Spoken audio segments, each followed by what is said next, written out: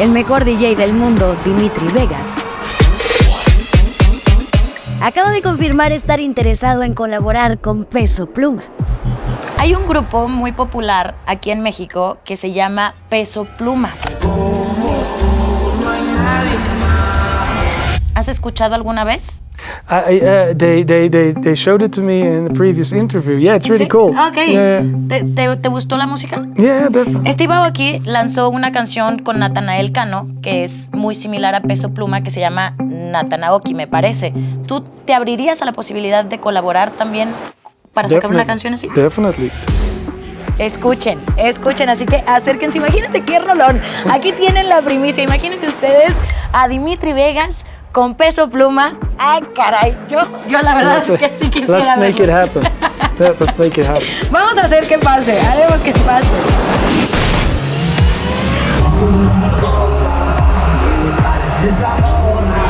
Esta entrevista y posible colaboración se llevó a cabo gracias al famoso empresario Pepe Chedraui, Hay que ver cómo lo hacemos para ayudar lo que más se pueda ayudar.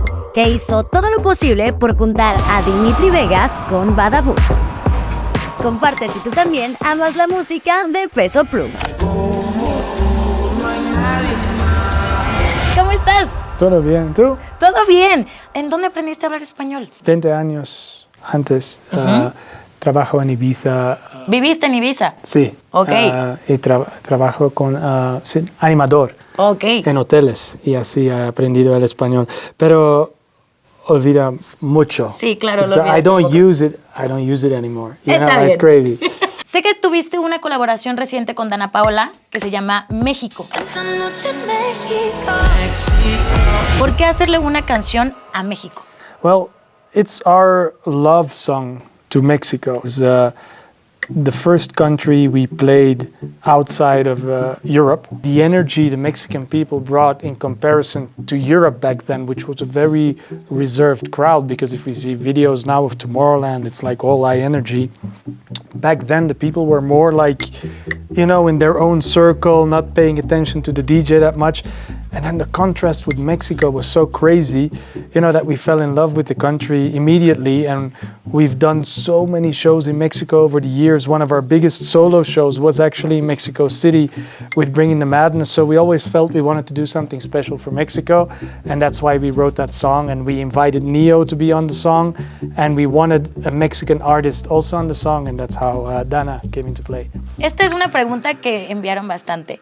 ¿Ha sido mejor trabajar con Dana Paola o con Kimberly Loaiza? Good question. I mean, in all fairness, we know Kimberly a little bit better because she was with us at Tomorrowland, and you know, we met each other a couple of times more. I think they're both equally amazing in their own way. Un fan nos pregunta, ¿qué se siente ser el mejor DJ de todo el mundo? Technique is one thing. Song choice is another. You know, like you can be the most technical DJ, doesn't mean you're the one who's gonna get the crowd going the most. And you can be a DJ who's technical, not that great, but be great at song choice.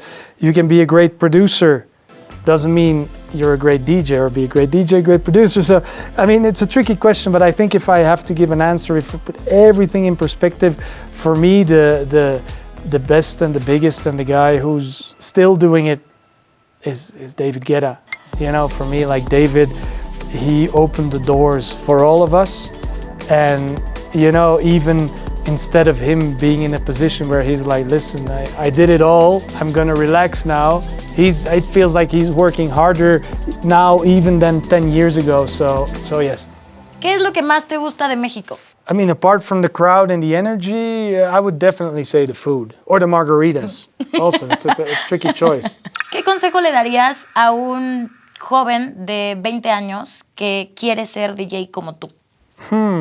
A couple of things. I think, first of all, define what's gonna make you different than everybody else. Like, why should people listen to my music or come to my shows? Also depends, like, am I gonna lean heavier on being a producer, or am I gonna show something different as a show, or am I gonna do both, or whatever?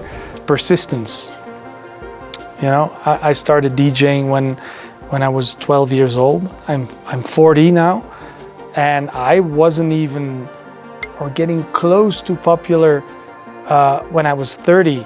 And there's been more lows than highs, and times where everybody around me was saying like, hey, Dimitri, it's time to grow up, you know, or get a job, or do this, or that, you know. And it's the point where you believe it's time to give up, where everybody around you and yourself, you're thinking, give up. That's the time when you have to go on. And you have to go on after that, and after that, and after that, and even after 20 or 30 or 50 or 100 times. Because the only thing is that if you're persistent, there's no guarantee, but there's a chance. If you're not persistent, your chance is zero. Because that's the problem with most of the kids today, you know, like they make one song and everybody has it. You know, like when you make your first song, you think you made the greatest shit ever. Like I made a playlist of all of our songs, and I was listening through everything, and I was hearing our first songs. And wow, that's not... and I deliberately forgot to add a few. But back then I thought that was the shit, you know? So it's a blurred vision you have, and people feel like, oh, I started DJing today, so 1 year later, I feel like I should be Martin Garrix. Why am I not Martin Garrix? And then they start looking for reasons why he's not. Oh, they've got connection. You know, like instead of putting your energy in finding reasons why somebody else is popular, put the energy in trying to make your own connections, trying to make yourself bigger. Or I used to work at Tomorrowland, and that the guys never knew that. And I used to put my demo CDs in the DJ bags of all the DJs. I actually got fired on Tomorrowland by the production company because they're like, dude, you're not here to promote your shit out. You need to put your energy into promoting yourself and be persistent. Gracias, qué gran consejo. Creo que le va a servir muchísimo. Yeah, it's a lot. Sorry. No, me sirvió hasta a mí que no quiero ser DJ y ya quiero ser DJ. Oye, ¿qué piensas de la música de Bad Bunny? It's cool. ¿Te gusta? Yeah, we met him. He was at our show. A super cool dude, super humble dude. I love what he does with the acting. He's doing some really great stuff. So, yeah, kudos to him. Oye, preguntan, y esto es un tema más de dinero. ¿Cuánto ganas por presentación? That I cannot say. But I can say it also differs where in the world and what show. You know, like bigger festivals pay less. Like it's such a fluid thing, but I can say that it's a long trajectory. Está bien, está bien. ¿Cómo te preparas antes de una presentación? ¿Tienes alguna rutina? Not so much. I'm not a person with stage fright, so most of the time I'm very relaxed. ¿Qué mensaje le darías a todos los mexicanos que te admiran muchísimo, que son tu público fiel, que son tus superfans y que están viendo este video? Well, guys, thank you so much for coming to our shows, listening to our music, for supporting us before we were who we were today, for being such a loyal crowd, and looking forward to doing many, many more shows with you guys. Y voy con una última pregunta. Sé que tienes personas muy importantes en tu vida, tu hermano, tu esposa, ahora tu bebé, que lo vimos unos segundos, pero también hubo una persona muy importante para ti, para tu hermano, que es tu papá.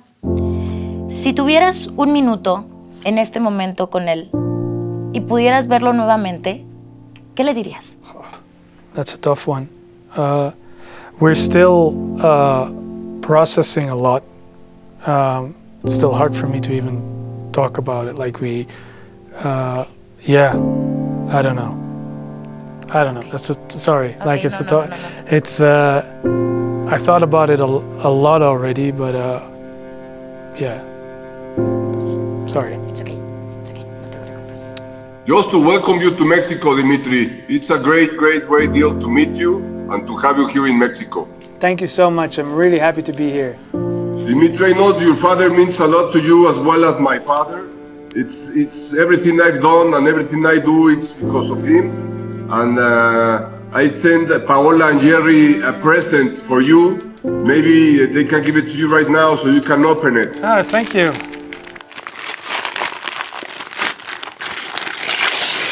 Oh, wow. Thank you so much. That's really nice. Thank you. Thanks, man. I really appreciate it. Thank you so much. It's a pleasure. It's always a good guidance that we have and a good memory to have it in our hearts and in our minds. Thank you, man. I appreciate it. Thank you so much. Thank you. Gracias, Thank Pepe. you, Dimitri. Gracias, Pau. Bye, bye. Nos vemos pronto. Nice to meet you, Dimitri. Nice to meet bye, you. Thank Pau. you so bye, much. Jerry. Gracias. Thank Bye, you. gracias. Bye. Sabemos que es algo muy especial, Dimitri, lo hacemos con toda la buena intención, con el buen corazón, obviamente sin el afán de incomodarte. Queremos agradecerte por regalarnos este espacio, regalarnos esta entrevista. Te deseamos todo el éxito del mundo y que te vaya increíble en la Feria de Aguascalientes. Es una de las más grandes de México, de las más importantes, y la gente de ahí es una chulada. Así que muchas gracias, Dimitri. A ti. Thank you so much. Para tu hermano también, Ah, para que okay. tengan painted and picture. Oh, thank you so much. Thanks, brother. Thank you. I really appreciate it. Thank you.